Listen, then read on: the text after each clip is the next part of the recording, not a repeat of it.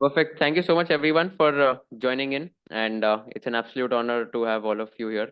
And special thanks to our panelists, Harshil, Poojan, and Shubham, for being a part of this. So, quickly, we'll start off with the panel discussion itself. So, how about we start off with a quick round of introduction, guys?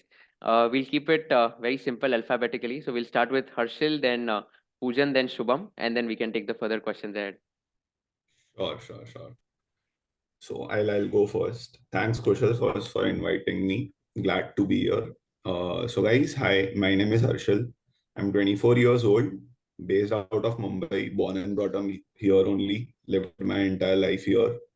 Uh, Schooling also was done from Mumbai only. Always been a backbencher and a mischievous child in school. Post my 10th grade, joined NM College in Mumbai for my junior college as well as for my degree college. Pursued BCom from NM College. Uh, Cleared my IPCC Inter CA, if you may call it, in May 2018.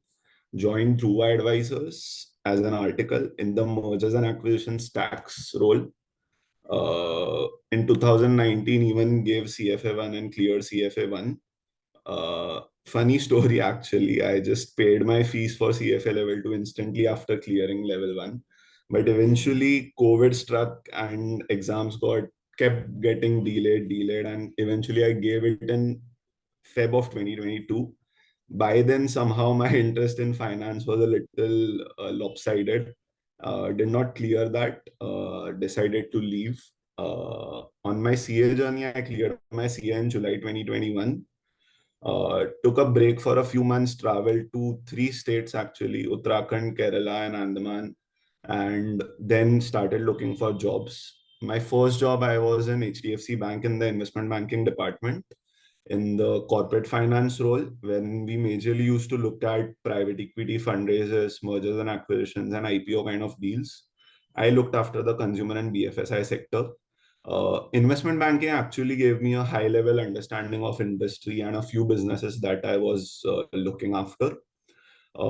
Being from a Gujarati family, being from a business oriented family myself, I was always somehow keen towards learning the granularities of business, how the key decision making happens, and how we build something from scratch kind of a work, right?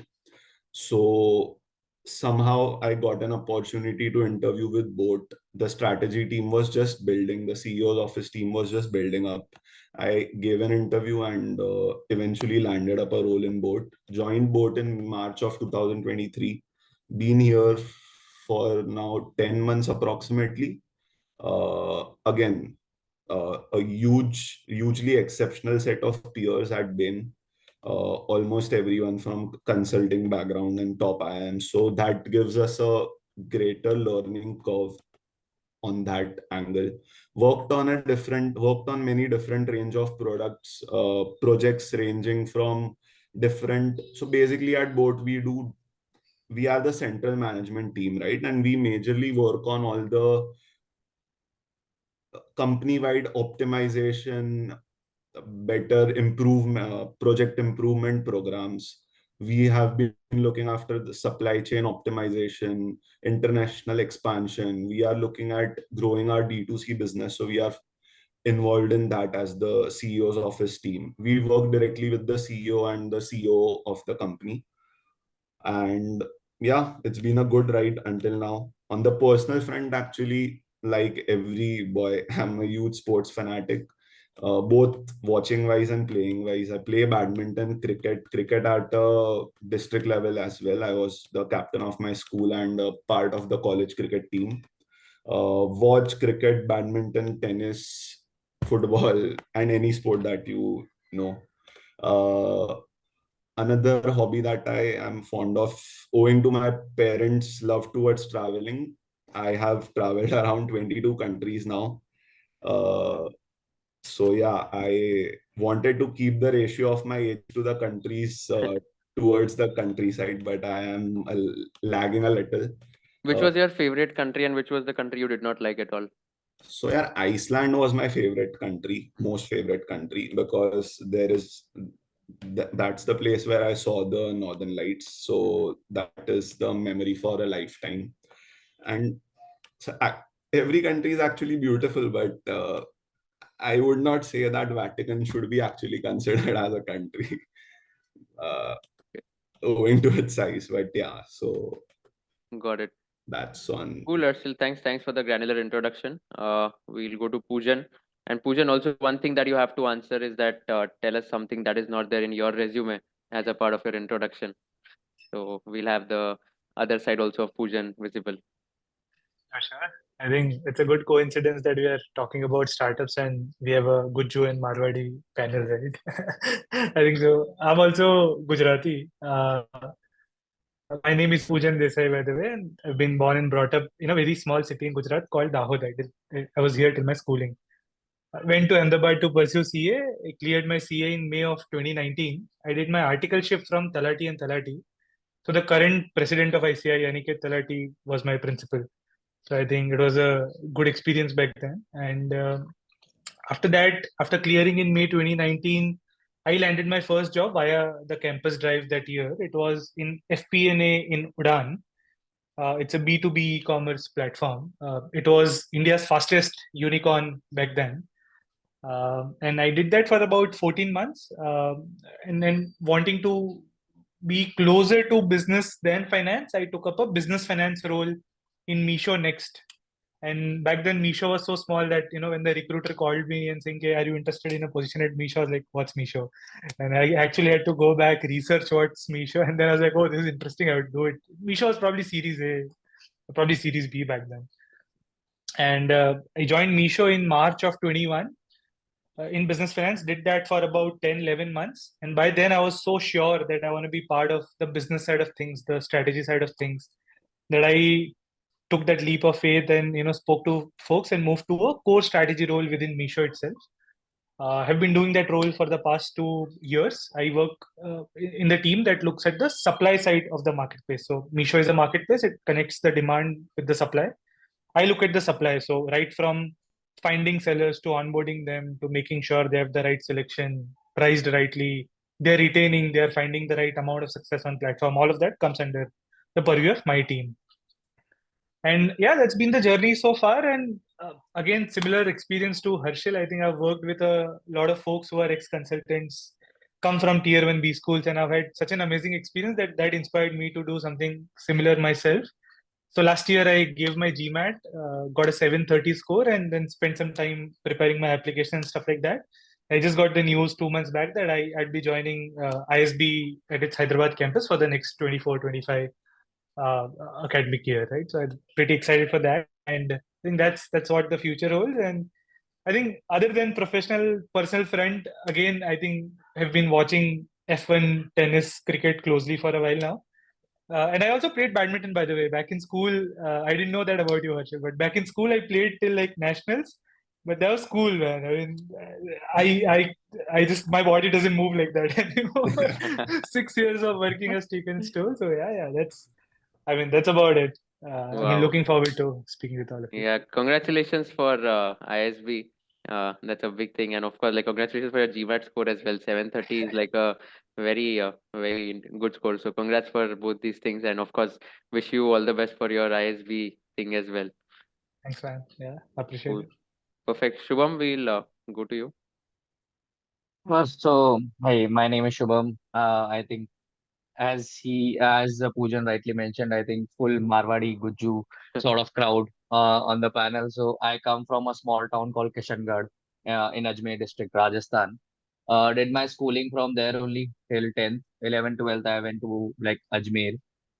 Post that, I actually wanted to get into SRCC, and I had never thought that I want to go do CA ever. So in my 12th, I missed the SRCC cutoff by 1 mark, and then I realized that I don't want to do to any other college. I want to then maybe focus on going to Mumbai and doing CA. So that is how CA ended up being part of my journey. I did my articles with KPMG for 3 years, worked there in the audit department. While working in KPMG, I realized that this is not maybe like audit and all is good. I think for a year or two, then I think you start feeling that this is not something which you would want to do. And I had deep interest in finance. So right after leaving KPMG, I joined Edelweiss in their investment banking department in equity capital markets. And there I worked for about 3.5 years and did some 12 plus capital market transactions. Uh, Working in investment banking, I think, was a pretty different experience, and I think I was really grateful to have that experience at that young age in terms of learning. It really helped me at least develop myself in a professional manner, and I think great leaders to work with there. So I think that really shaped me into like getting more ownership and things like that. Uh, After doing that for 3.5 years, I realized that this is also maybe something I want to explore further, and I want to see how startups function or how actually a business is run or built from scratch. And that is when I decided that I want to actually move to a startup, and I joined my current company, which is by the name Love Local, in April 2020, right on the onset of pandemic. Uh, First couple of months, I had no idea what I was doing. I was, and I'm still called the Swiss Army knife. Wherever there's a problem, they just leave me, go there, figure it out, sort of role. That has been my journey for about 4 years now. I have headed multiple domains here. I have headed sales, strategy, operations, marketing, growth, daily hustle, daily new problems. You never know once you get up in the morning, what would be the new thing that would be your P0 problem instead of what you thought it would be when you slept. So I think that is a regular startup life that I'm pretty sure all of us are going through that at all points of time. And we just try to figure out how can we find some structure in the unstructuredness that we have. So I think that is what our jobs are, if I have to put it that way. Like that is what strategy does in a startup. So yeah, I think overall professionally that has been my journey, and I was fortunate enough to be part of or leading the 18 million round, or like we raised 143 crores in October 2021 at the startup. So I was leading it internally. So that was a great learning experience. I think outside of work, I think as these guys also mentioned, I am a great like I just love sports, watching, playing. I was a like state handball, state cricket player. I used to do athletics a lot, 100 meters, 200 meters, all of those things. I when I was in articleship, actually, I just forgot mentioning I was part of RVG. I'm pretty sure there would be some or the other people from RVG for sure on this webinar right now. No, So I I don't still think so. पता नहीं RBG के कोई हो गया क्या? Is there anyone by the way? Chat Very box में much डाल दो. likely. Very much likely. There might be someone for sure. Okay. Yeah, go ahead. Yeah, Yeah. So even in case of RBG, like they keep yeah, there is. organizing all these cricket tournaments and things like that. So I still play for that, and I still go and like have good fun enjoyment there. So I think still connected to those sports things. Apart from that, I think by now you would have realized like I like to do thoda storytelling. So I think that is also that is also something which I like to do. So I think in whenever I get time and networking and trying to just meet new people is also something which I enjoy doing. Yeah, that's about me. Right. Thanks for that. But tell us something which is not there in your resume. I think all the points are there in your resume. What is something which is not there in your resume? Everyone wants to know.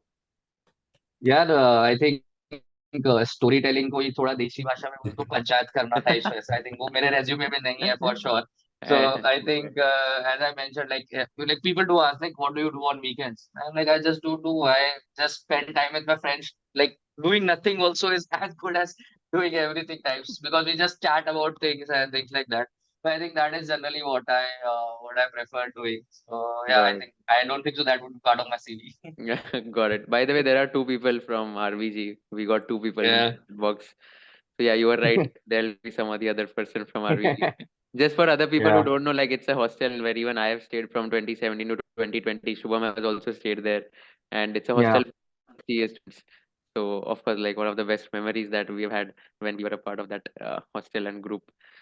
So perfect, guys. So let's delve deeper into the topic. Let's take the first question, very simple one. So how do you get to know about these opportunities of working in startups? Before we talk about the pros and cons, I first wanted to understand how did you guys get to know about the opportunities? Of course, we have one person, Poojan, who got from campus, and other two who did it, of course, after their work experience at different companies.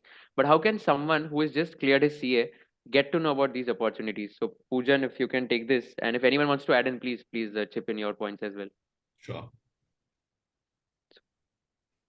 Yes, I think again, I think Harshil and Shubham would be better placed to answer this. But I also back when before campus, right after results and before campus, what I did for a couple of months is so there were a couple of platforms called Angel List. There was one platform called Angel List, and now there is a lot on LinkedIn. LinkedIn wasn't that scaled back then, or probably not as many people were on LinkedIn, right?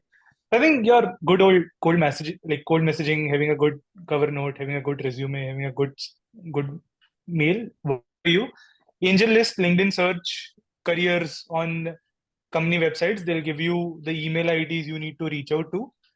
Make sure you reach out to very relevant profiles. So, I mean, to be completely honest, if you are a fresher CA, right, if you have no experience before, like after clearing CA and before applying, the most relevant jobs for you would be accounting and finance, FP&A, and business finance, right? These are the three sort of roles that people would find you a natural fit for. Anything else, let's say. Can you explain the difference between these three roles to everyone? Sure. So I think so. There are 3, 4 traditional roles that even companies that come to campus offer, even startups. So Udan when they came to campus, Flipkart when they come to campus, and even non-campus companies. 3, 4 standard roles for CA. One is accounts and finance, which is your traditional accounts, your balance sheets, your P&Ls, cash, etc. One is auditing and taxation. So you are either part of internal audit team or you're part of the internal taxation team. Third is FP&A. So FP&A is slightly different from accounting, saying that accounting is a post facto event. So everything has happened, and then you close the books of accounts every month, every quarter, every year, etc. FP&A is a central team, which is a management reporting team. So if there is a central strategy team or the CEO's office, right, the numbers they look at are prepared by the FP&A team because they don't look at the same numbers that the accounting team prepares. One, because accounts is in lag and it's more for the government agencies and stuff like that. But FP&A team prepares the internal accounting at the internal cuts which are required. So it's sort of an internal reporting, management reporting sort of a team which collects information through the org, synthesizes it, makes sense of that information, and reports it to the CEO and the strategy team to enable them to make decisions. Last is business finance. Business finance is basically 50% strategy, 50% finance role. In this role, you are directly tagged with a strategy team where they will come to you saying, okay, to drive adoption of this product from X to Y, I'm planning to spend 15 lakhs on a certain marketing campaign. Now you have to evaluate whether that 15 lakh is the right spend, whether how quickly can you cover that, how has other companies solved this problem. Does it make does all the decisions that the strategy team is making make financial sense? Are you losing money on it or are you not? Is this aligned with the company's financial goals? So that sort of a profile is business finance. So these 4 profiles have a natural fit to CAs. And on campus and off campus, if you have no previous experience of core strategy roles, these are the profiles you should apply to.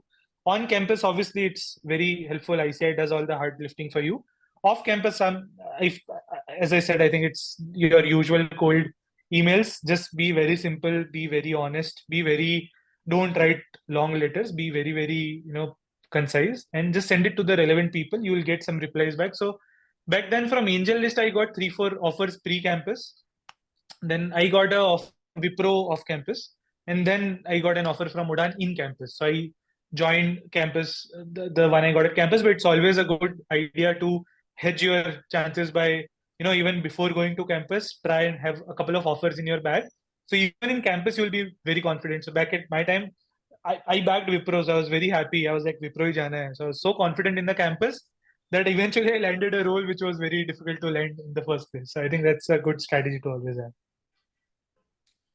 No, I agree. I totally agree. To add to Poojan, so Poojan's route has actually been the most pure one amongst the 3 of us, right?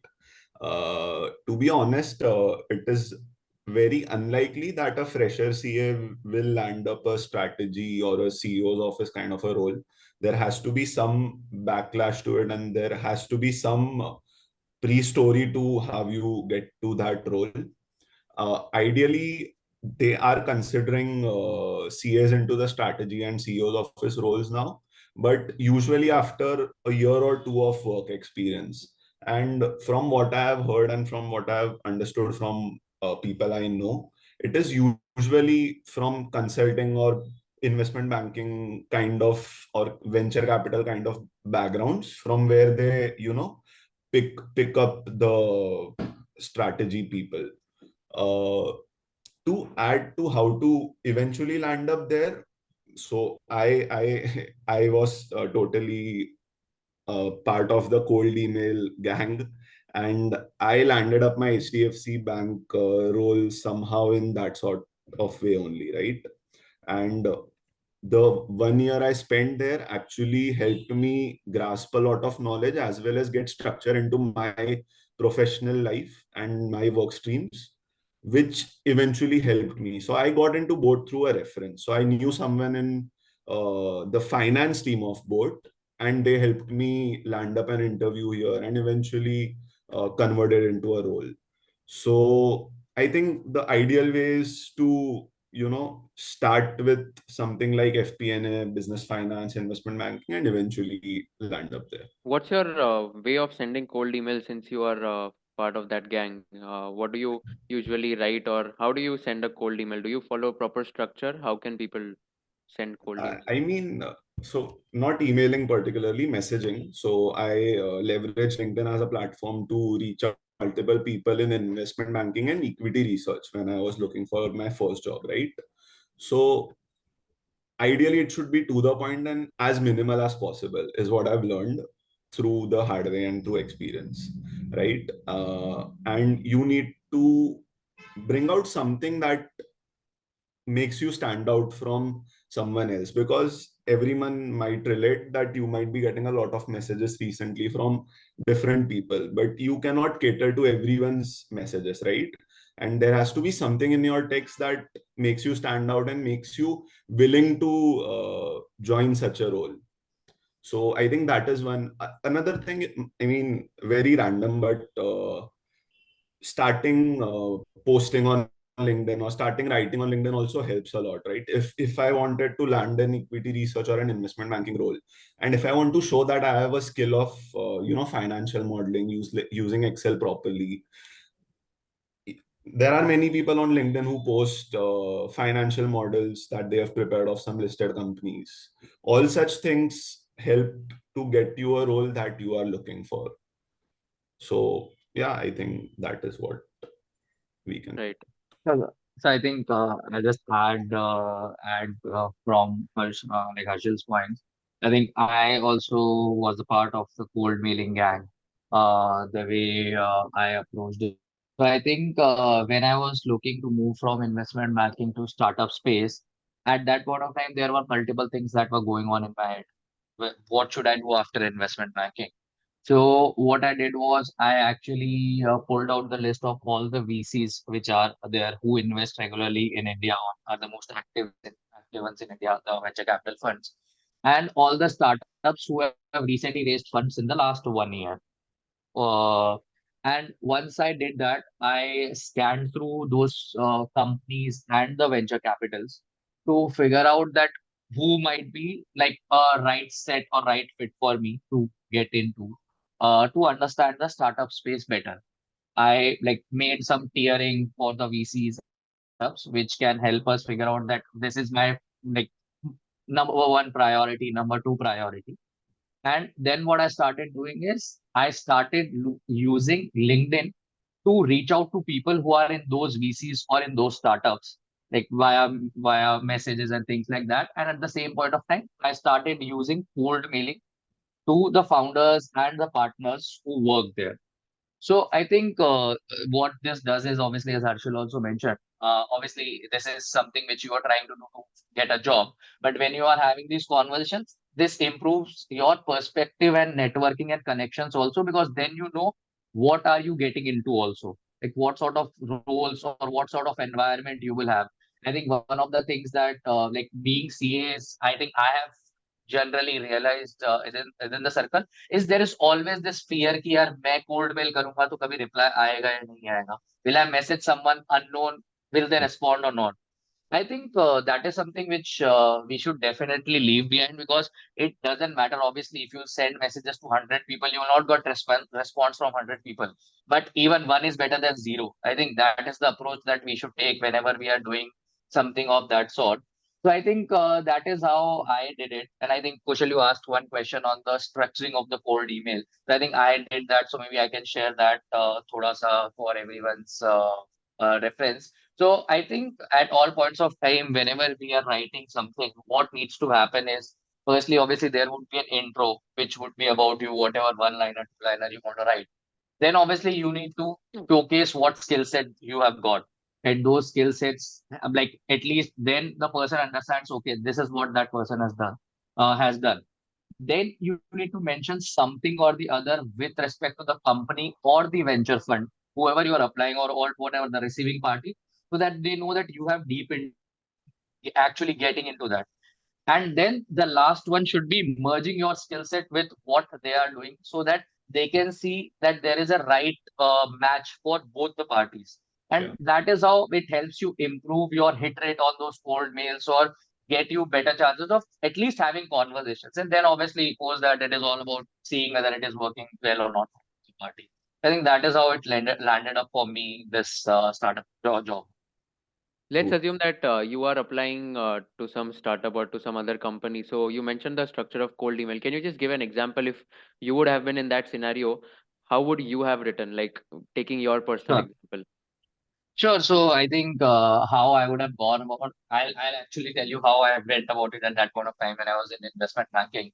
So obviously I mentioned about what I have done. So hey, my name is Shubham Mehta. I'm a CA and CFA, and I've been working in Edelweiss investment banking for the last 3.5 years and did 10 plus capital market transactions.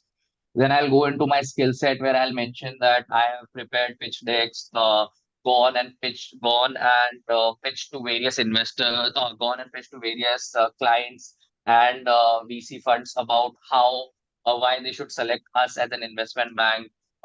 Will explain how I have done due diligence and end-to-end No, no, execution. sorry to cut you off, but don't mention. We'll mention. We just want to understand if you would have, if you were writing 1, 2, 3, 4 paragraphs. So what would you have written? Sure, Like directly, just sure. So my name is Shubham Mehta, वैसे type.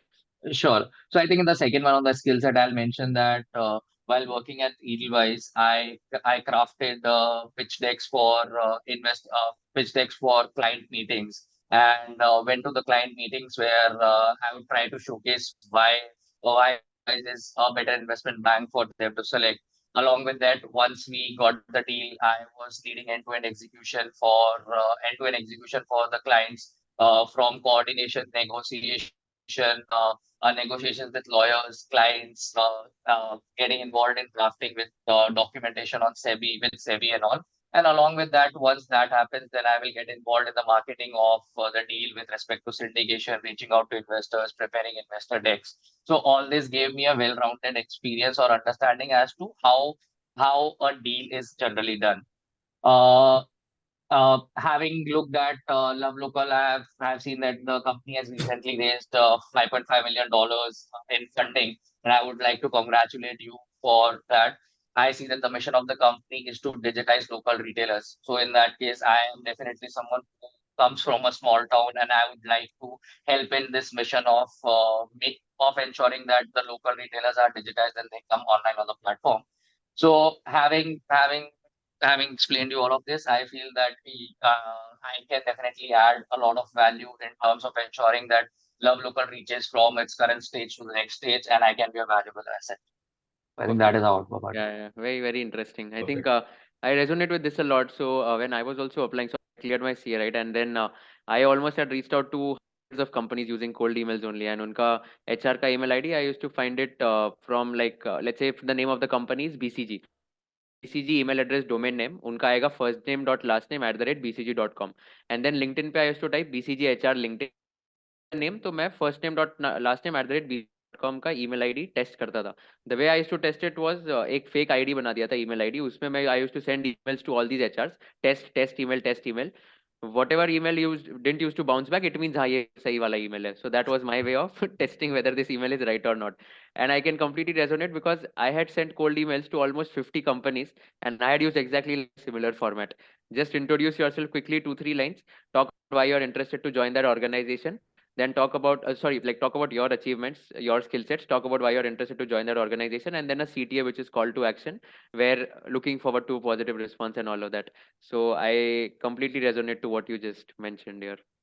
But which sorry, but help me understand which one is better. Is it better to message on LinkedIn to guys who are at a similar or one level above you, the company that you are wanting to reach out to, or is it better? Because I think that messaging wala part gives a little personal touch and a reference kind of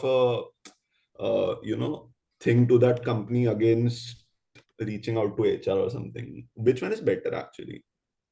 Well, I'll just share my thoughts. I think what happens is when I used it, and in general also I feel that when you're reaching out to someone on LinkedIn, obviously that creates that personal touch or personal element, what you mentioned. And I think it just helps you get some sort of like informal culture check also, which Yeah. is there in the organization, which is very important for us to do. So I think once you have that clarity on that, then I think cold mails and all make sense, because then you are sure that this is something where I would like to apply it. So I think in terms of if you have to take a step by approach, then it would be like you do Yeah. so and then take the cold mailing. So that's Yeah. what I also did. Agreed. Also, I think there's a difference between, so what I have in my experience seen is, if there is a hiring manager putting a post saying, in my team positions, please apply. Yeah. A very personalized, addressed mail makes a lot of sense. But Yeah. if you're cold applying, you Yeah. know, it's better to just ask them for a reference. In case this is my email, because everybody has an internal portal, right, where they can refer you. Even they have skin in the game, because if you get selected, they'll get Yep. paid an X amount of money, right? So it's Yep. usually low effort, best to tell them, this is my CV. These are the 2-3 sort of nature of roles I'm looking at. If possible, find time and apply, like refer me, right? That's if your hiring manager or a recruiter has put a post, write a very personalized email. There's no other way to this. Makes And sense. by the way, if there are folks here who want to get into strategy, who are like very clear, I think there are these 2-3 ways that folks talked about, right? So one is how Harshil and Shubham did it, is cold emailing and then sort of finding their way through the maze, right? The second is what I did. I did a step jump sort of a thing. So I took FP&A role, which came my way directly, which was an 80% finance, 20% strategy role. Moved to business finance, which was a 50 finance, 50 strategy, and then moved to a 100% strategy role. That is another way. This also ensures you are prepared for the role, because um, going into strategy, I strongly sort of have felt that it's not for everyone. There is a very stark difference of certain 4 or 5 skill sets, and we can talk about it right now or later on in a dedicated section, that you should have if strategy is something that you are eyeing, right? And if that's something that makes you uncomfortable and finance is something you enjoy, you should stay in finance. So there are certain, and we can talk about that. So step jump also allows you to evaluate that for yourself. Yeah. And I sort of kept realizing that side makes a lot of sense. There's also a third way to directly go into strategy, which is, and for the lack of a better reference, let's just say Kushal tomorrow wants to apply to a strategy role, right? Now, because he has built something of his own, that's a huge demonstration Yeah. of strategic capabilities. So if Correct. any of you have done a pet project, private project, personal hobby, sort of passion project, you can display that as a demonstration of your capabilities, because CA is a demonstration of finance, tax, audit capabilities, right? It's not per se a demonstration of strategic abilities. But if you have any demonstration which can sort of show that I have strategic sort of ability to myself, you can directly also apply. That Yeah. helps. Yeah. Totally. Yeah. Totally.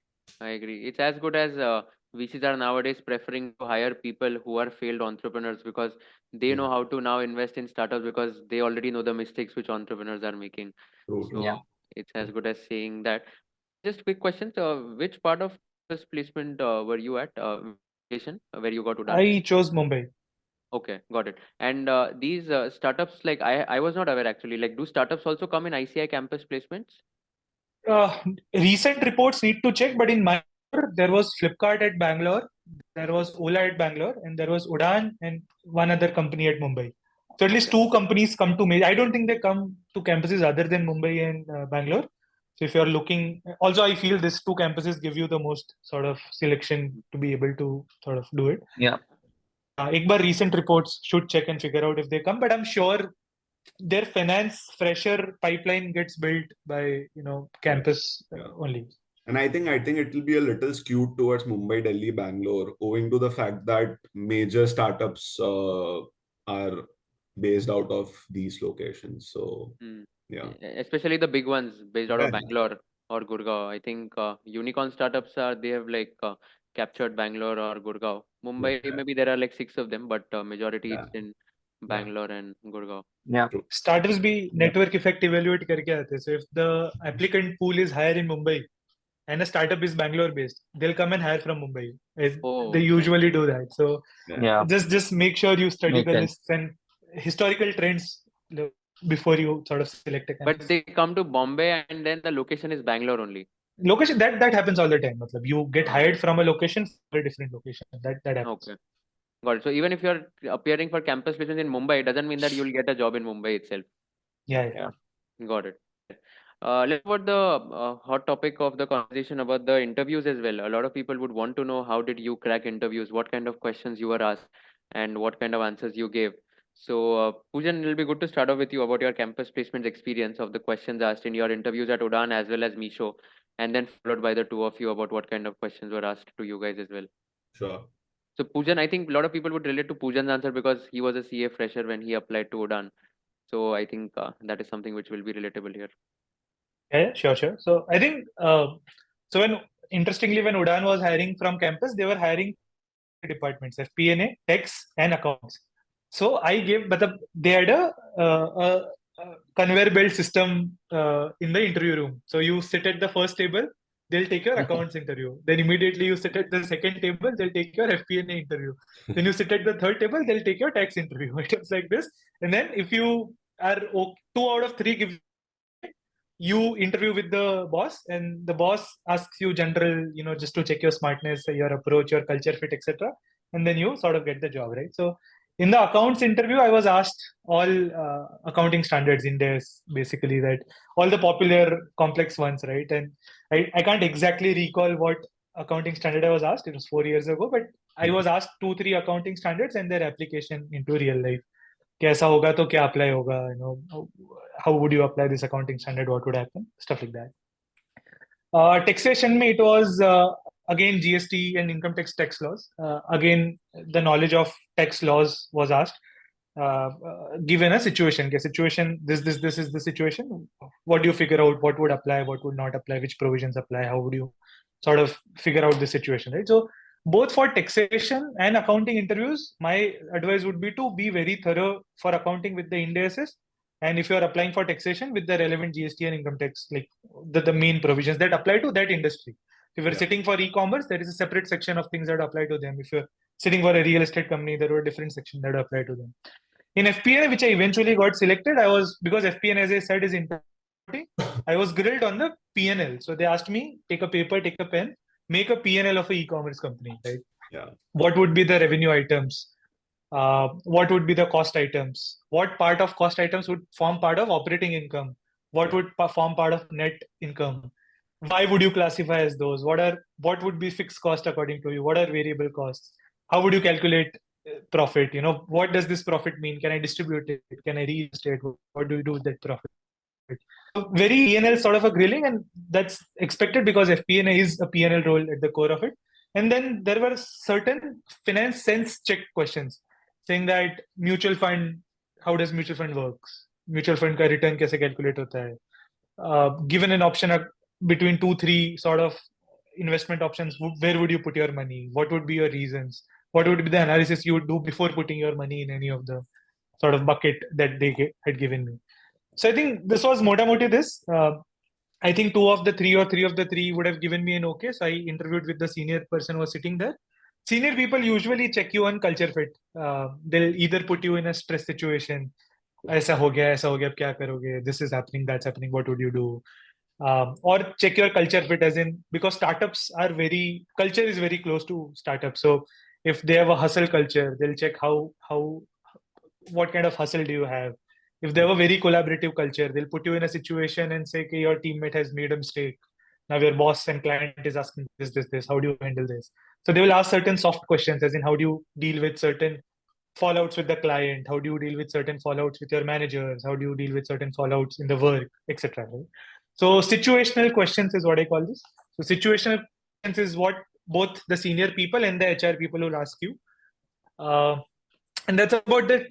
It's always to be prepared with questions like, tell me something about yourself. You should have a 2-minute pitch ready which tells everything important about you. Everything in your life that you feel the interviewer should know, you should have that ready. In your articleship experience, what are the 3 key highlights you have done that you absolutely want them to know about? What are your co-curricular achievements, if you have any hobbies and you've done?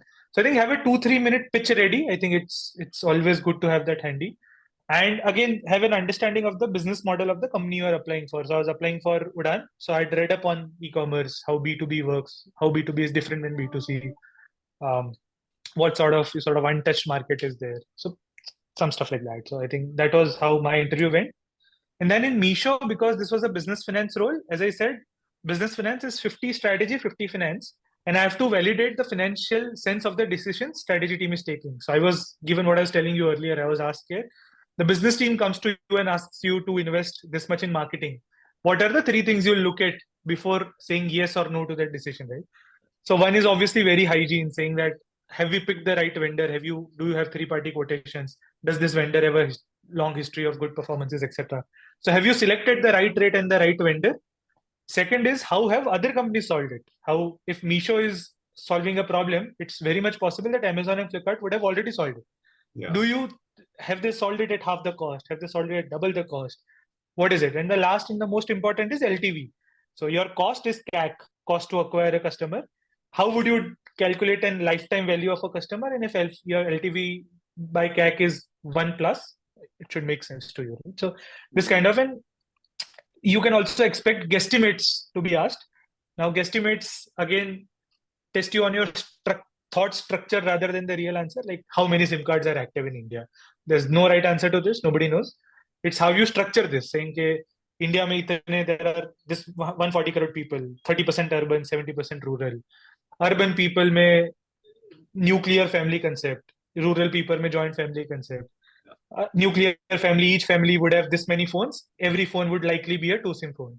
Rural family may the family would have 1 phone, and that phone would likely be a 1 SIM phone. So you just add all of that up and come up with the total SIM card numbers. It depends on how you structure it. Again, YouTube has a lot of free material to help you.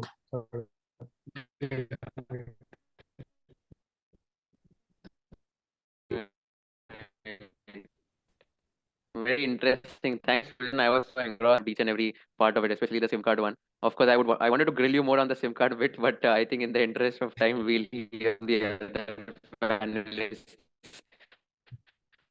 and questions they were also asked. So Yeah, sure. I think a lot of CAs recently are keen on getting into this kind of a profile. Investment management, that is strategic financial management, which looks after valuations and cash flows, right? On the modeling front, that is where you need to locate your intelligence and your time into, where you need to know about the valuation concepts, multiples approach, DCF methods, transaction comparables, etc., etc. And so there are 2 major parts to investment banking, right? Business development and the deal execution once you get the mandate. So since we are not usually very knowledgeable about such things, helpful if you research already about the entire flow of an investment banking analyst or an investment banking associate and what the work streams will be, and get reading about the business development part of it, reading about how the entire deal flows from mandate to the entire deal execution and closure of the shareholders agreement. That is very helpful, and you won't be asked many questions about it. It will majorly be restricted to the financials and valuations, but it is helpful in the actual job role. Coming to strategy, so as Poojan correctly mentioned, it is nothing but a BCG, Bain or McKinsey, a consulting interview round, to put into simple words, right? Since I had a year of experience, there was a part of the interview where I was questioned about the 2 deals I was a part of and what all I did on that. And I had to pay. So I did a deal of M&A sale transaction of a poultry based company. I was asked to pitch, being the company, I was asked to pitch to a buyer that why they should buy my company. So some part of the interview was allocated to that. Then again, even I was asked an estimate where I was asked to estimate the number of diapers sold in India in the entire year. How did you And answer that question? you can just start with what are your top selling products, right? You can throw them into that market. What is the market there? How is it split into online and offline? Which are the Amazon and Flipkarts of Brazil and Mexico? How will the supply chain flow if I am sourcing my products from China? How will it reach Brazil, Mexico? What are the costs allocated to that? How will the entire P&L flow look like? How will it in turn help my EBITDA to become even better, right? This is what I had interviewed with the head of strategy. Now, coming to the top management, as Poojan rightly mentioned, it is more about culture fit and check. So my interview Top with management as in Aman Gupta took your interview, is it? no, so Aman, so actually, just to clear out to everyone, Aman is not the CEO of the company. He's the chief marketing officer. Samir Mehta, the other co-founder. He's the chief executive officer of the company. But my interview was taken by the chief operating officer, who is Gaurav Nayyar. He's an ex-Bain and ex-ISB. So surprisingly, it went out well for me because as I mentioned earlier, I articled at Dhruva Advisors, right? And the founder of Dhruva Advisors was the KPMG's tax head. And during his time, he had articled under Dinesh Kanabar, who is the founder of Dhruva.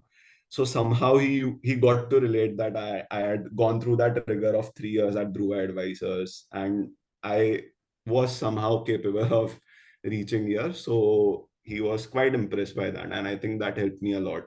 With respect to the skill set, there are 2, 3 very specific skill sets with Poojan and Shubham will also relate to. First is daily firefighting. Next is structured problem solving. With accessibility and authority, since the strategy or CEO of his team has great authority, there comes great ownership as well. You need to own a lot of things in the company, whether it is your job description or not your job description, whether you are helping the supply chain team or the D2C team or the customer experience team or the market. Whenever you are tagged to a team or a function, somehow the CEO and COO will not look at this head of that function, but look at you for answers to any questions, right? So multiple stakeholder management, ownership, and structured problem solving. I think to sum it up, this is what CEO's office looks at.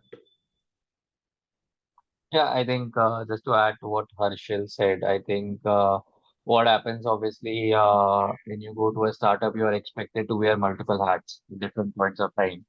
And I think, I don't know, I think about what you guys, but when I joined this company, the employee strength was 25. So I was like very, very early into this thing. So in What's my the interview round, employee strength now? about 150. Oh, wow. So yeah. So I think in my interview rounds, it was obviously like I'm not going like hard skills made was obviously there was a modeling assignment which was given. There was a presentation assignment which was given. Then, since I'm being part of the chief of staff or founder's office, at times you have to do some engagement events also along with the HR. So, build a swag kit. How will you go about it? So, Sorry, all what of did you these. build? What did you build? So it's like an employee kit, swag kit, they call it, like just trying to use all those words, sort of things. But it is basically an employee kit. So if, yeah, if you want to build an onboarding kit, So onboarding kit में t-shirt होगा, bottle होगा, things like that. So how will you go about it? What all things should be there? Things like that. So I think I went through all of these things. So I think in my assignment also, assignment itself, I was pretty clear what I am signing up to. What all things can happen at this point of time. So that is what happened, and I think in my interview round also, I think there were a lot of these questions which Poojan and Harshal have already mentioned. So I'll not go into much details on that. I think it will be a bit repetitive. But yeah, I think as these guys mentioned, it is more on problem solving and things like that.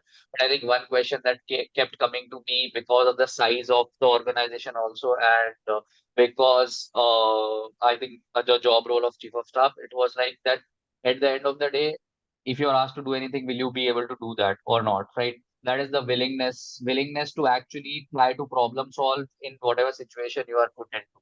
So I think that is a hustler attitude or mentality that they are trying to look for कि यार कुछ भी problem आ गया वो जाके solve करोगे या नहीं करोगे types वैसा. I think that was the case. That was the case, and even on the culture fit questions and all, which these I think Pooja touched upon, and I think Harshal also mentioned. I think all of those are very important at a startup level because like startups generally are fast paced. So they definitely try to look for people who think from that perspective. Just to give an example, if a simple decision in a corporate takes 1 month to like start and end, in startups that has to be done in a day's time, right? So how to go about trying to run experiments in a but unstructured manner, but to get results, to figure it out कि ये चलेगा या नहीं चलेगा, काम करेगा या नहीं करेगा. All those things become very important. So I think the test happens around all those aspects. At least with me, it happened a lot more on these aspects of how I would go about in these situations when I'm leading teams. There would be like obviously marketing would be like 2 crore de do. Finance would be like 1 crore hi hai. How will you come bridge that gap? How will the negotiations of all these things happen and things like that? And I think one thing which is very important and that gets tested at these levels, and I think at everywhere, and specifically in strategy, is how good you are at interpersonal skills, how good at you are at your communication and the clarity of thought that you can bring to the table. Because half the times I feel things just don't get done because the communication gaps are huge between the teams. What X is trying to explain, why there is like Y explains, Y understands something else, Z तक पहुंचते पहुंचते पूरा ही zero हो जाता है. So that is where I think the major problems happen. So all of those softer sides also get tested a lot when you work in startups, and specifically in these roles because that is also a core part of it. Whatever the founder or the vision of the company is there, you are the flag bearer to ensure that that gets communicated clearly to the entire organization, and accordingly decisions are being made. I think really is an important skill set to have when you are at least applying in more of chief of staff sort of roles. That is what I Right. You mentioned about the modeling assignment front. Can you elaborate on what exactly do you mean by that, and what was the assignment which was given to you? How did you tackle that problem? Sure. So I think it was a financial modeling assignment. So basically, it was so I don't remember exactly the industry, but it was I think on the auto sales or the auto industry pay. So I think the idea was that there was I think XYZ company and they were trying to project as a equity analyst, how will you project what should be the share price of the company say 5 years down the line. So how will you do the valuation in terms of growth assumptions? What industry growth assumptions will you take? Will the industry grow at 8%, 9%, 10%? You will have your best case, worst case scenarios. We'll have those scenarios. Then what would be the company's growth? And multiple of those things just to arrive at in whatever best case scenario, normal case scenario, worst case scenario. What would be the share price of that company? And obviously, that is something which was tested because if I'm joining as chief of staff, one important part of my job role is investor management and fundraising, if and when that happens in the startup. So I think that obviously gave the founder confidence that some structured thought process is there in terms of how to go about building the models, and that can help when we are trying to do any flight. I think that was the assignment of modeling. Got it. Poojan, you want to add something here? Your experience? Yeah, I think so startups do this for two reasons. One is to filter out non-serious candidates, because this is usually, it takes a day and a half to two to put this all together in an Excel and Yeah, make sure everything looks right. So I think Misho gave me a similar thing. It was, they gave me 10 pieces of information: sales in year 1, year 2, year 3, and then growth rates, expenses, yeah, competition is doing this, management is thinking this. So now basis your assumptions, make a P&L, a cash flow, and a balance sheet. So, and clear call outs of, it's very easy to tally the balance sheet. The point is, what assumptions are you taking? What's the logic of taking that assumption? Why have you Yeah. classified something in operating, something in net? Your classifications and your logic of taking assumptions matter a lot. So I think this is something common that people test. If there is some online, I'm sure there'll be online resources available on this. You should check that out, because applying to startup, this is something to be expected. Yeah. I think something that Harshal and Shubham were also talking about, I think because I've worked both in finance and strategy roles, I've found like 4 key differences that, I had to learn on the job, and that made the first 4 or 5 months of my strategy stint a nightmare. I had to work twice as much as other people because I knew half as much as them, right? And the 4 key differences were uh, simplifying complex problems. So my manager, day one told me that you are getting paid to explain a very complex problem to the strategy team like a 10-year-old. If you can't do that, you are Yeah. not adding enough value. So you have to take like a very complex problem and tell them like a 10-year-old so that they can make a decision. I'll give an example, right? So let's say you have to increase the throughput of an airport. So throughput is basically how many people land and take off from an airport in a day.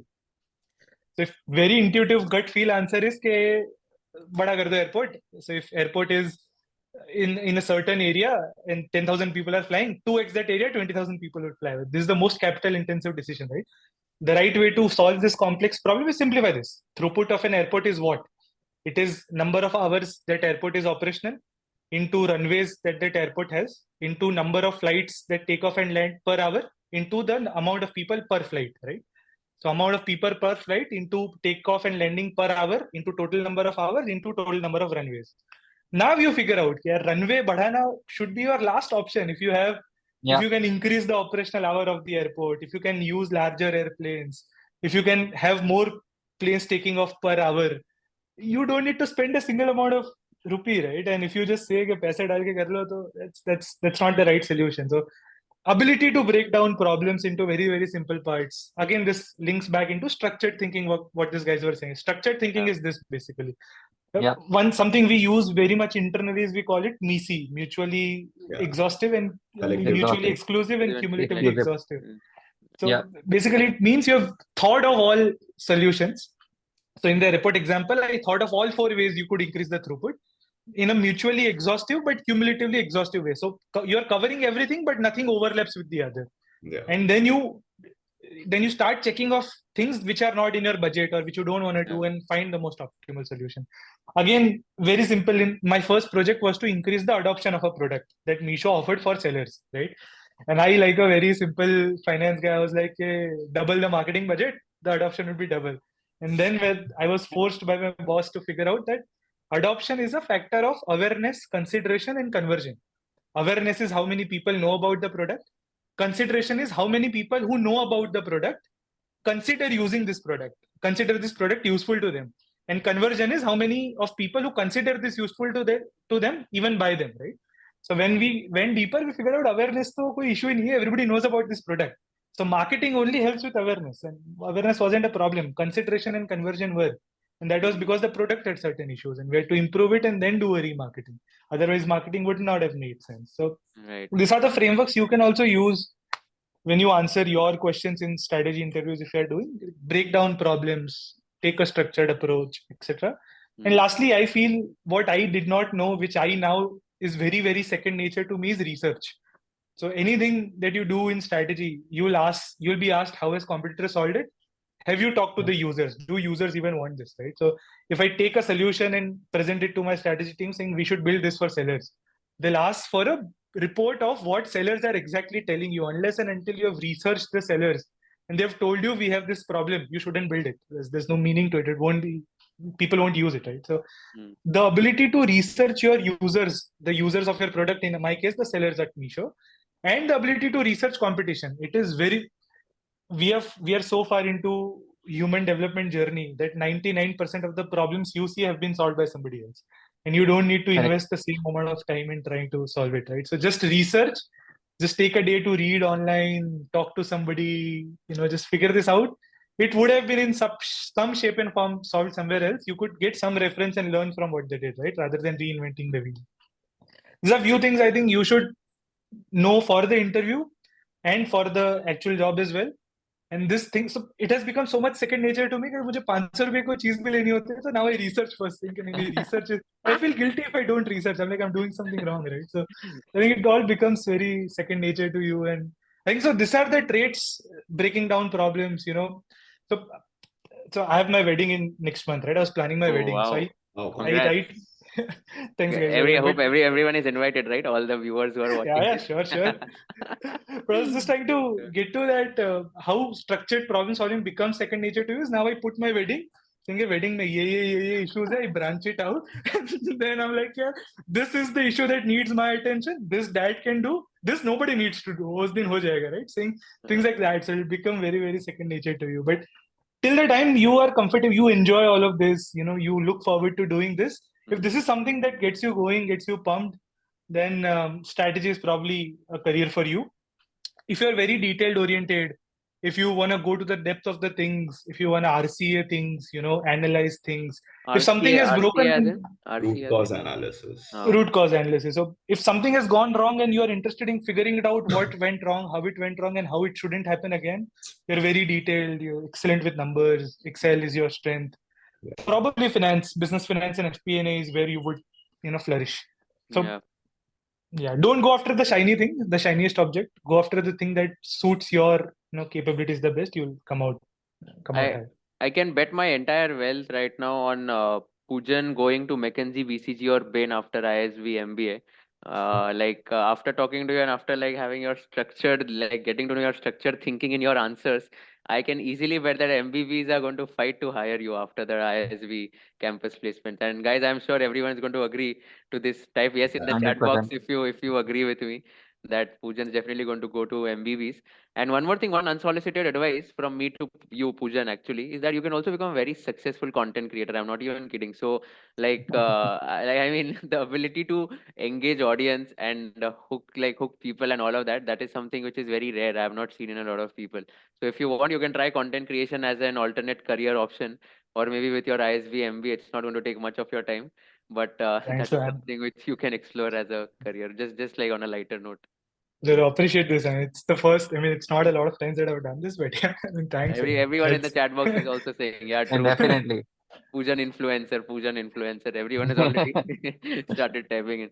But yeah, guys, Thanks, talking about the compensation package, this is also something which a lot of people want to know. So how do these startups pay? There's also concept of ESOPs. So can you help us understand what is exactly a general package range which a CA fresher can expect if they get into startups, including ESOPs? And can you also explain everyone what exactly is ESOPs, how do they vest, and what exactly is that?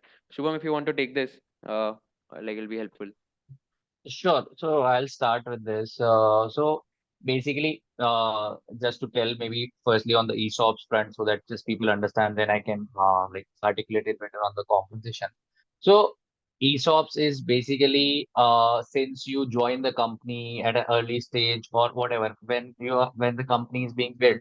So obviously, the management, the founder wants you to have some part or some stake, some sort of whatever, to like using the word loosely here, but some sort of share in the organization.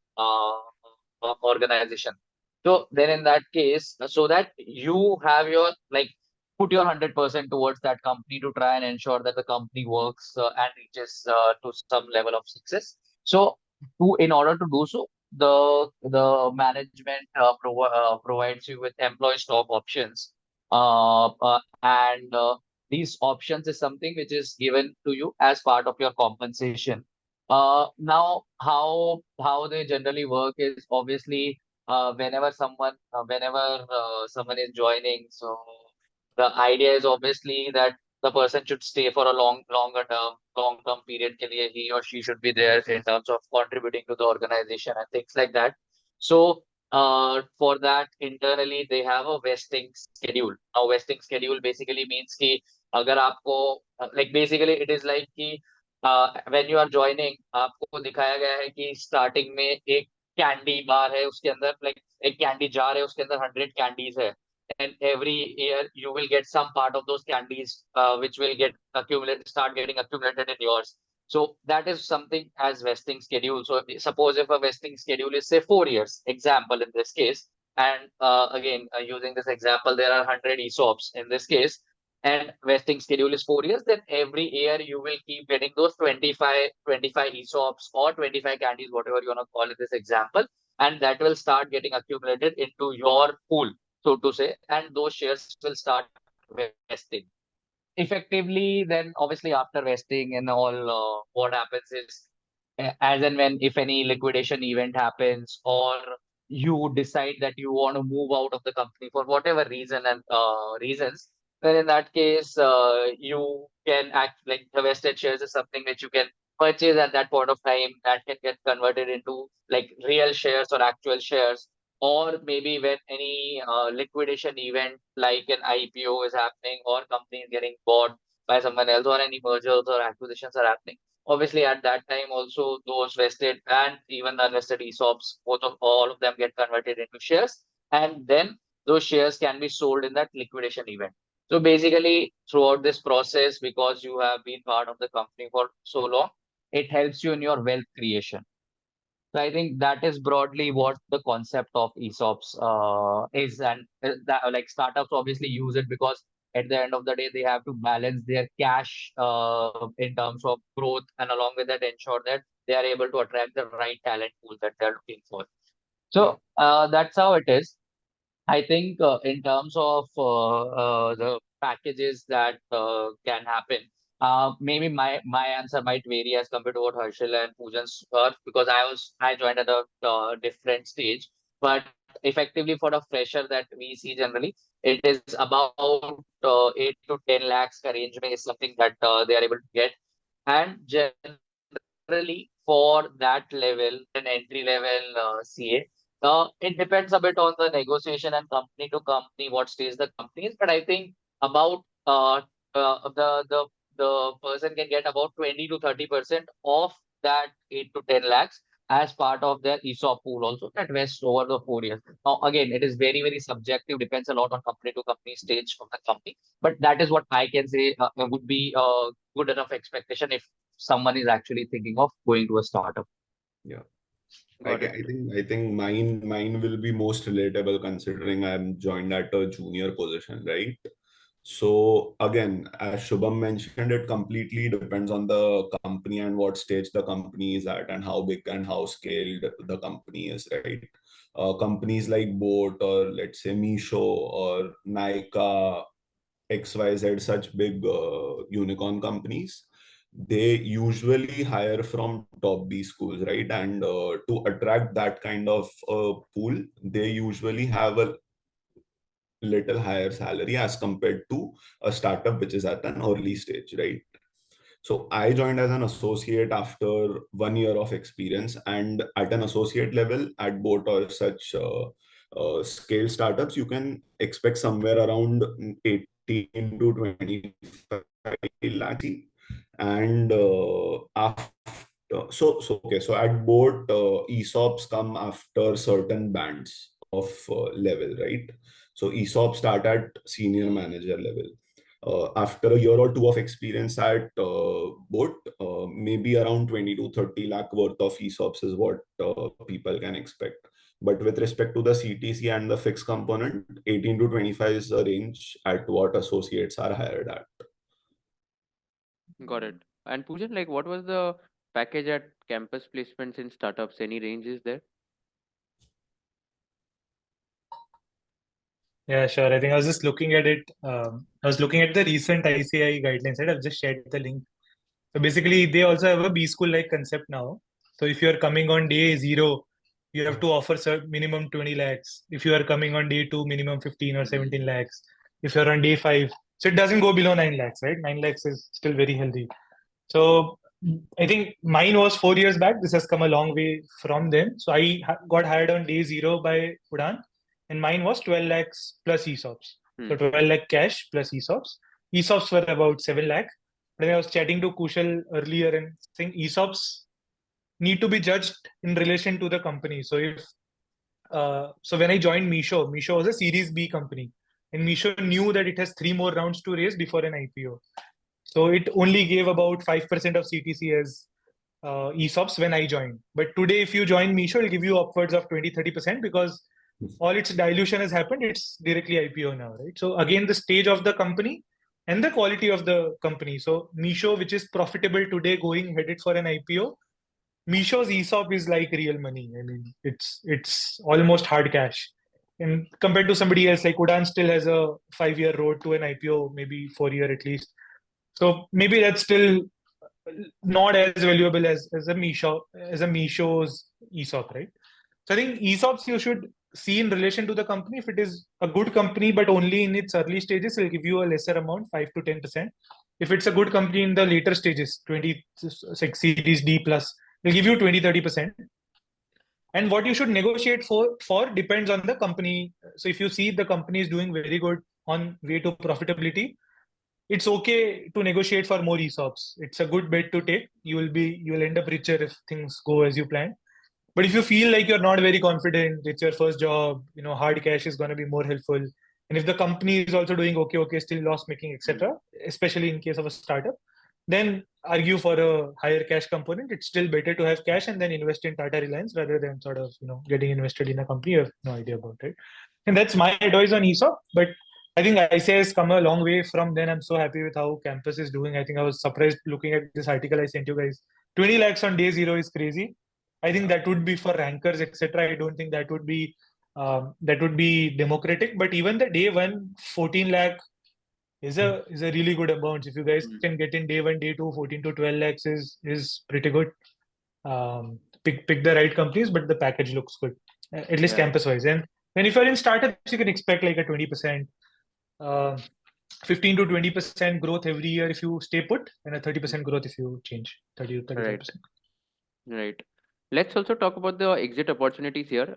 If you can just take this as well, like what would be the exit opportunities for you? Let's say Pujan, for you, it's an ISB MBA. But even like apart from that, what do you think would be other exit opportunities for people who are working in startups, where they can go or what they can expect, what they can do after 2 to 3 years of stint of working in a startup? Sure, I think after 2 to 3 years, one is obviously the good MBAs open up for you. Your experience is by then such high quality experience. You have solved real hard challenging problems that you're valuable as a resource anywhere you go. So B School is the first place. Second is similar strategy roles at other startups. Obviously, if I'm in Meesho, e-commerce experience of 3 years, now I would be just as much or more useful to an Amazon or a Flipkart or a Shopee in similar industry. That's the first thing that comes to mind. But as I said, strategy and problem solving are generic skills. The way I broke down an airport problem had nothing to do with e-commerce. So if you can break down anything, you can sort of be a strategy person at any other company as well. So all strategy roles of manager, senior manager opens up to you if you are a manager or senior manager in your current org. Management consulting does open up, but it opens up at a slightly higher level. I don't think at a manager, senior manager, it opens up. If you are an AD or a D, right? So associate director or a director, which means you have been working in startups for, let's say, 5 to 7 years, then consulting happens. But startups usually work the other way around. Consultants come to startup rather than startup people going to consulting. So in terms of exit opportunities, I think then if you're tired, if you feel like the work-life balance is a little off, which is like at Meesho, it's okay. I don't know how is it at Boat and Shubham at your place, but I think at Meesho it was okay. Like when I say okay, it is 10 to 11 hours is your routine. You have bad days, you have good days, but 10 to 11 hours is how it is. And if you're too tired by that, or if it's 12 to 14 hours every day, you can then think about going to an MNC. But honestly, even if you have been conditioned to work in a startup, I think culturally it would be slightly different. but MNCs would also appreciate the general problem solving capability. So these roles are called general management roles. So whatever companies offer general management roles, you can sort of apply there. But yeah, startup to startup is the most natural. Startup to MBA is again natural. Startup to consulting is less natural. Startup to MNC is also less natural because people don't sort of really prefer that. Startup to entrepreneurship is very sort of something that I've seen a lot. So people work in startups. Again, this happens at AD and D level. Yeah. So if you work in a startup for 6-7 years, you get that confidence that I can solve real hard challenging problems, and you have done enough research by then to have landed on a problem which nobody else is solving. So I see the CXOs at Misho. So in the last 2 years, out of 5 or 6 CXOs that have moved on, 4 have gone on to found companies, right?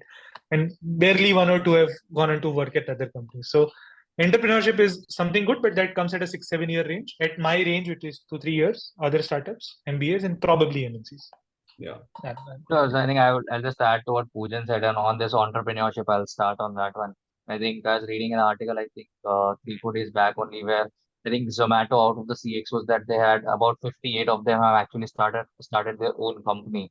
So definitely, I think just adding to what Poojan mentioned, other than the options that Poojan highlighted right now, I think it is also on the fact that you can actually go to a startup which is at slightly scaled stage rather than where we are right now. So suppose if you are at a Series B startup or a Series B startup, then obviously you can go to a Series C, Series D startup and gain that experience of actually scaling from 10 to 100 sort of things. And along with that, another opportunity that comes in, and maybe that would come at a 5-6 years of experience, would be where you can actually go or think of going to a venture capital fund also, VCs. Because what happens is once you get that experience of working in startups, VCs also value that a lot.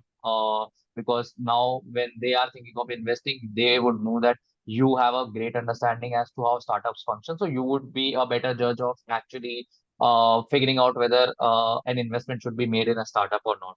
So I think that is also an exit opportunity which is available in addition to what I think we just discussed right now.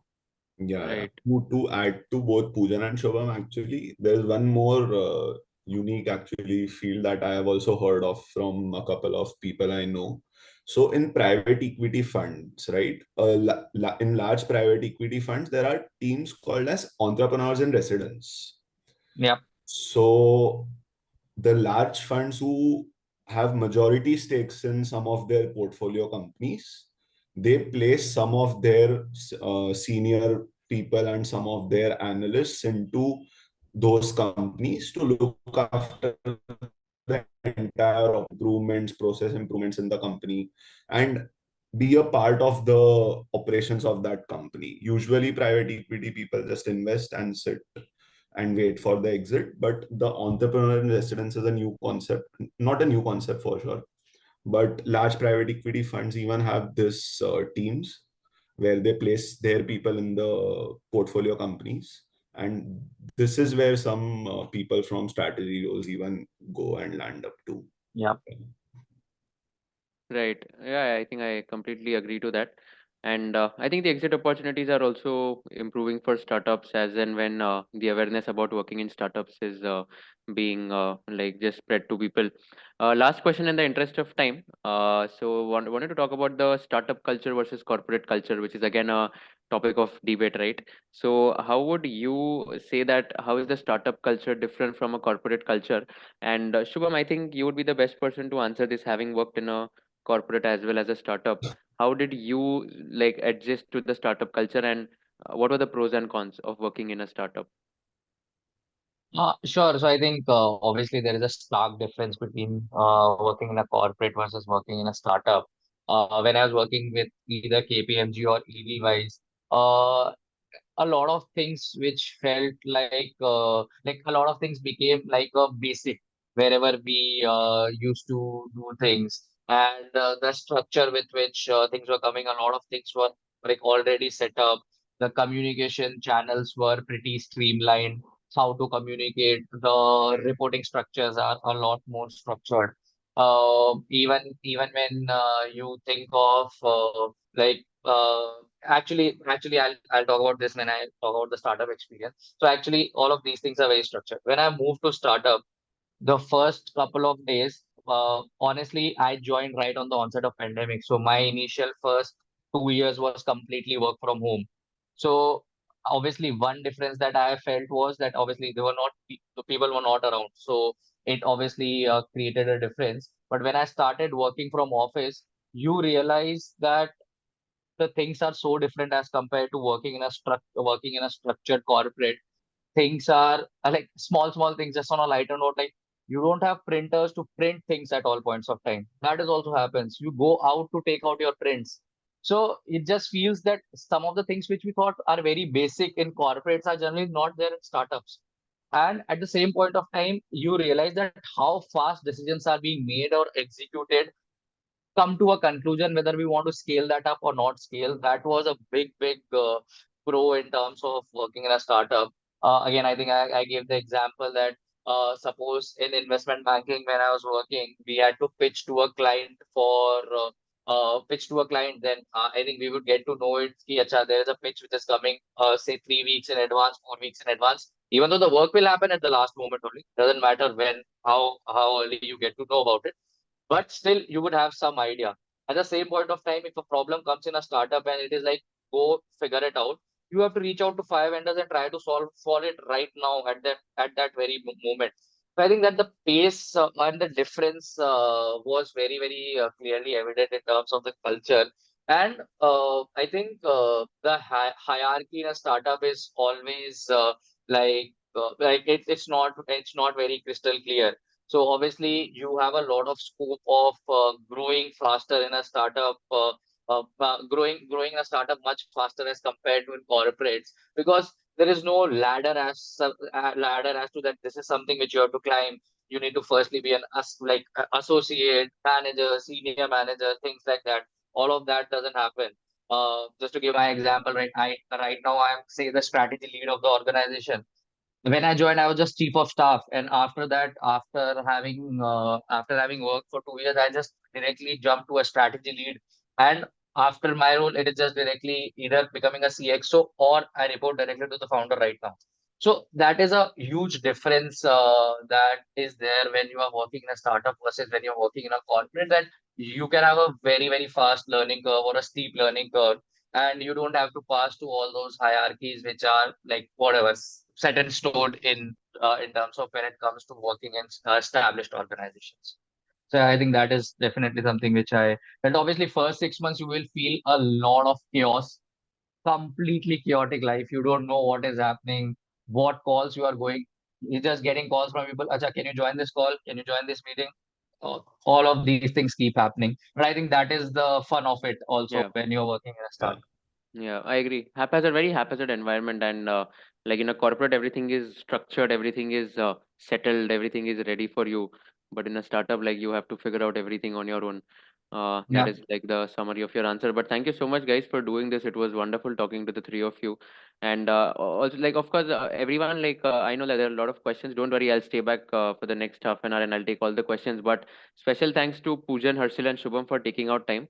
This really means a lot, and I'm sure like people got amazing insight from this session from the three of you. I hope if people reach out to you on LinkedIn, you can just solve their queries if there are any personal queries to address to you guys.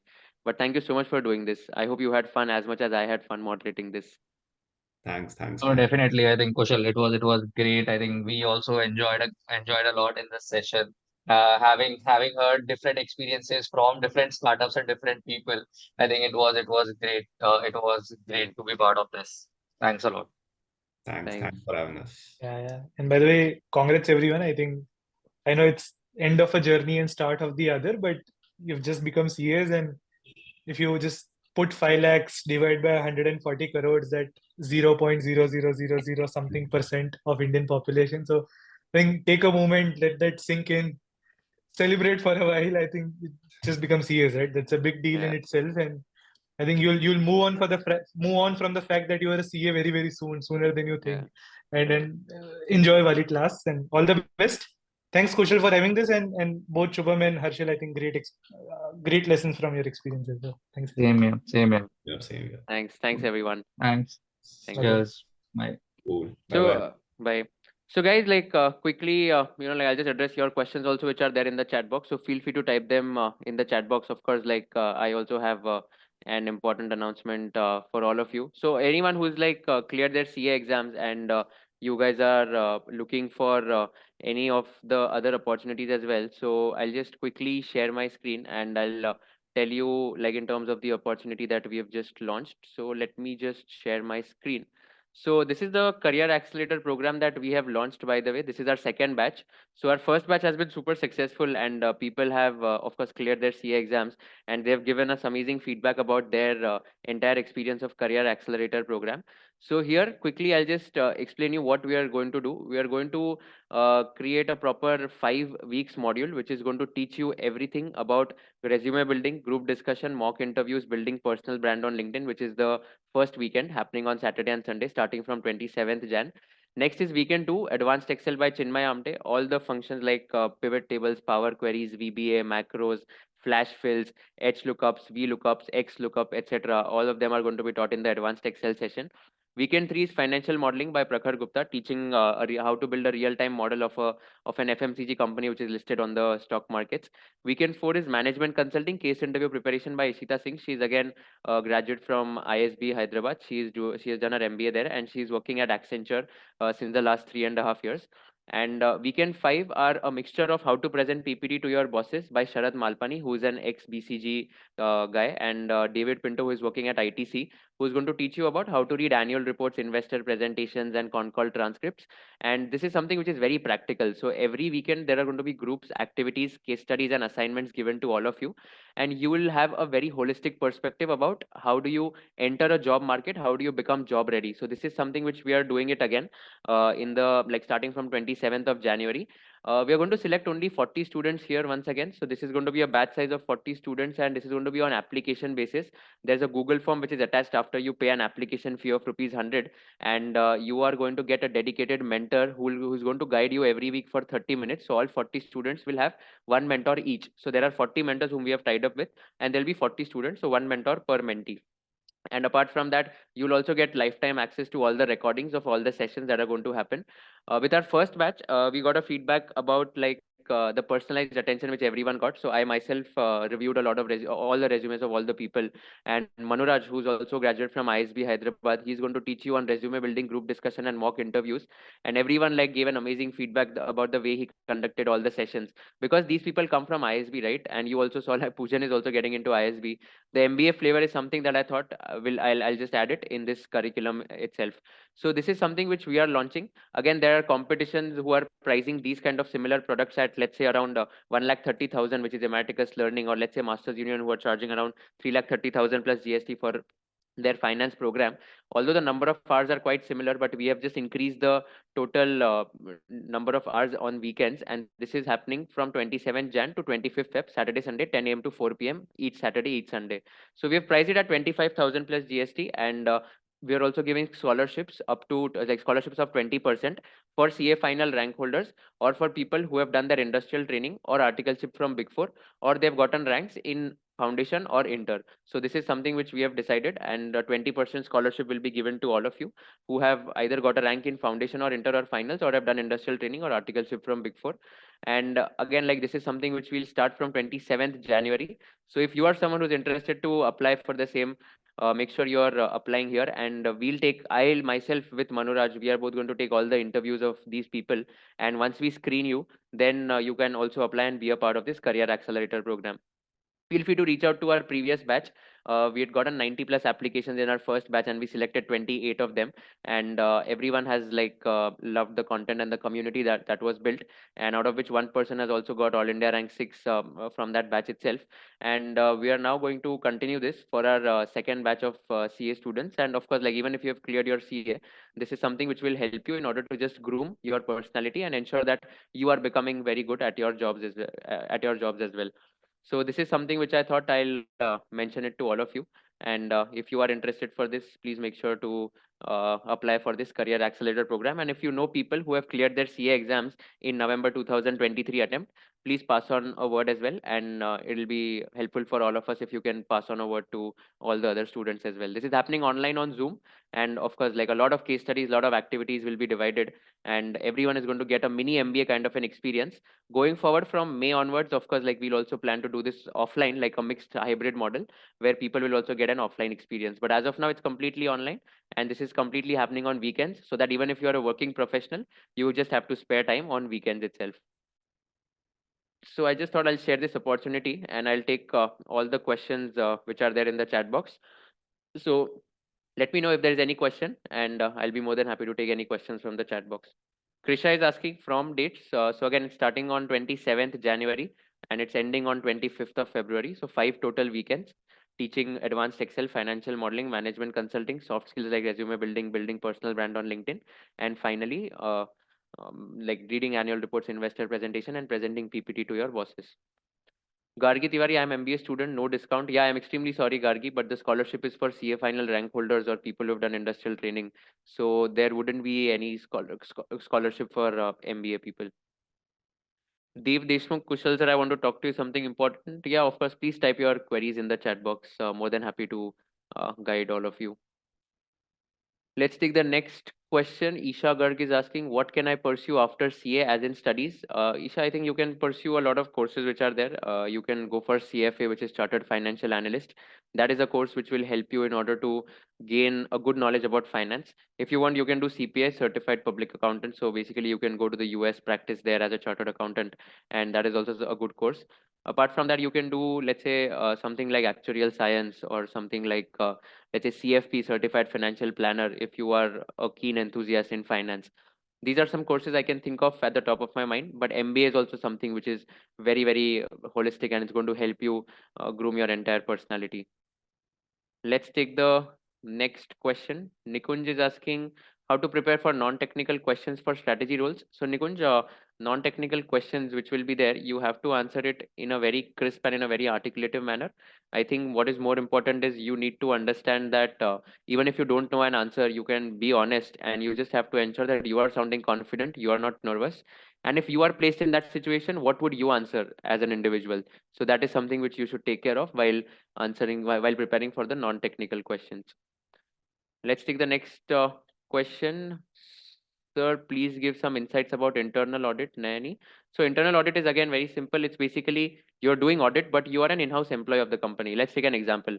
Today, my company KAGR, right? If we want ourselves to audit our books of accounts, like we just want to understand whether the expenses are reimbursed properly, whether the revenue is booked correctly, whether the losses and profits whichever are there are booked correctly, and also we'll have an internal audit team which will be on the payroll of KAGR, and this internal audit team will ensure that the books of accounts are true and fair, and this internal audit team will in short like help the statutory auditors who will be third party CS and external auditors, and they'll help them to assess that the books of accounts of KAGR are true and fair. So that is internal audit. Let's take the next question by Avni. Should we join articleship firm again after clearing exam till results, or we should explore other things like different industries for as per study different course? So I think again, like you can rejoin whatever company you're working at. Like you mentioned, you're in PwC, so they have policy to rejoin their articles after exams. I would recommend that explore industry option if you are able to get a job in an industry, right? That is something which you should explore, and that's why like even at our career accelerator program where we are giving placement assistance as well, we are encouraging everyone to apply and get a job in industry. So industry, the package will also be higher and the exposure that you will get will also be better, in my opinion. So rather than working at the same company where you're working right now, switching to an industry for a new role, understanding a new company, new industry, new business, new unit economics, that is a better role in my opinion. Let's take the next question. Adi, hi Kushal, it's a stereotype out there in the market that IB roles in P cannot be backed based on CA degree. What are your views? I'll tell you, P is something which you cannot get after CA at all. For private equity, you need to do either management consulting or investment banking for 1 or 2 years. Then only you can switch to private equity. However, for investment banking, you can get into investment banking even as a CA fresher. A lot of my friends without a rank also in their CA exams got into JP Morgan, Goldman Sachs, Morgan Stanley. And that is something which is definitely possible. You don't need a rank, or you don't need like a proper CA rank itself if to get into investment banking. So even if you are clearing your exams in first attempt, and even if you have that knack of finance, you can easily apply in investment banking. The only drawback is that investment bankers prefer people who have already worked in investment bank. So the question is that मैं तो पहली बार जा रहा हूँ, तो मैं कैसे काम करूँगा IB में? So the answer to that is that do internship. Even after CA, if you want to do internship for 6 months, go for that route, and then you can get a pre-placement offer after your internship is over, depending on your performance. Archana is asking how to get into banks outside campus and how to prepare for interviews. So Archana, I think for banks, right, you should definitely try to reach out to these HRs through LinkedIn or through cold emails. That is the best way to get a job interview. And how to prepare for interviews, again, I think there's a long module where we're doing a free webinar on how to prepare for interviews for all the CA's final students who cleared their CA exams on this Saturday itself, titled how to prepare for personal interviews and group discussions. So you can register for our free webinar. And of course, we are happy to have you in the Career Accelerator program as well, where we are going to teach you everything about how do you prepare for interviews, and we are going to give you one-on-one personalized attention as well. Let's take the next question. Sir, may I DM you on Instagram? Yeah, sure, please do. Ritika Joshi, is it a disadvantage to do articleship from proprietorship firm? Not really. It's not a disadvantage at all. But again, if you ask me honestly, if there is a person who has an articleship from Big Four, and if you are also applying, chances are that the person who has done his articleship from Big Four will be preferred over you, because these companies or industries prefer people who are already groomed, and they think that if they have done articleship from Big Four, then definitely their communication skills or client speaking skills are definitely higher. Joel Jose is asking, do I want to get rank in top 5 or top 15 CFL to get shortlisted for interview in consulting IB PVC? Joel, yes, ideally, if you want to get into consulting or private equity or VC, you should aim for a rank. Otherwise, it's really difficult to get into PVC or consulting. IB you can get without a rank also, especially in the boutique investment banks. Let's take the next question. Hello, Kushal sir, I'm really interested in investment banking. What should I do to get that job? What kind of knowledge and practical experience should I have? I think practical experience is about finance. If you can have a work experience of valuations or mergers and acquisitions, tax, or something in that domain, that will be helpful. If you want to get into investment banking, start making thesis on stocks, start writing posts on LinkedIn about why do you think you should invest in this stock? Why do you think this business is better than other? Why do you think A startup is performing better than B startup, etc. Once you start writing, and once you start jotting down your thoughts, it will be easier for you to mail your applications to HR. And whenever you're sending emails, right, don't just send a cold email. Attach something, attach like a thesis which you have written, attach a link of a LinkedIn article that you have written recently. This is going to be a skin in the game for you, and this is going to be an icing on the cake, honestly. Let's talk about the next question. Also, Kushal, what does it take for us to become part of KAGR team? I love your content. Thanks, Adi, means a lot. Of course, like if you want to be a part of KAGR, you can feel free to apply. You can email me your resume. My email ID is kushal@kagar.club. So if you really want, of course, like feel free to apply. Also, I'll just request Manav from my team to please like post the link here in the chat box of the Career Accelerator program. I think that is something which we missed here. I thought the link is already put down. But Sure, once the I link will do is it. yeah, once the link is put out, like you will just get to know how to apply for the Career Accelerator program. Let's take the next question. Where can my industrial training from Goldman Sachs be leveraged? As in what type of roles? I did valuations and financial modeling. Nikunj, I think definitely like you can try for consulting or investment banking. Your profile would be very much suitable for investment banking kind of roles or consulting kind of roles. And once you have that experience, then definitely you can try for working in startups as well to experience the 0 to 1 journey or the 1 to 10 journey. So that is something which is very crucial for you. And I think since you have already a good industrial training background from Goldman Sachs, you can for sure like leverage that, and you can try to just ensure that you are leveraging that brand as well. So that is something which is my message to you. So I think Manav has sent the link of Career Accelerator program in the chat box. So of course, if you are interested, please do apply for the same, and we'll be more than happy to have you in our batches. And if you are someone who wants to get your finance jobs, if you want to get a dream job in finance roles and all, make sure to register for this program, and we'll make sure that we are training you, and you are a part of exclusive community of just 40 people who will be there with you for the rest of your life.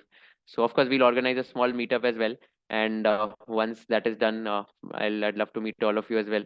And there's a personalized attention which is given by me, which is given by all the faculties. We share all the WhatsApp numbers of faculties with the students as well. So if there's any doubt, they can reach out to all the faculties anytime, whenever they want. So that is something which we are also doing. Cool, guys. Vishesh is asking, is there any session for career opportunities in government policies? Not as of now, but that's a good idea. I will definitely arrange a session on government, like CAs into public policy. So that's something which will be useful. Thank you. So thank you so much everyone for joining this. If you like this session, please do share it on your social media. Tag me, tag KAGR, and please do share it with your friends about the webinars that we are doing, which will help all of us as well. And if you have any feedback also, please do feel free to email me or reach out to my team, and we'll be more than happy to incorporate your feedback as well. So thank you so much once again for attending this. I hope you liked the session. Feel free to post it on LinkedIn with the insights that you got, and feel free to tag all the panelists as well. Reach out to them and talk to them as well. Thank you so much once again, and it was lovely talking to all of you. Wish you all the best, and hopefully see you soon in the Career Accelerator program. Thank you so much. Bye.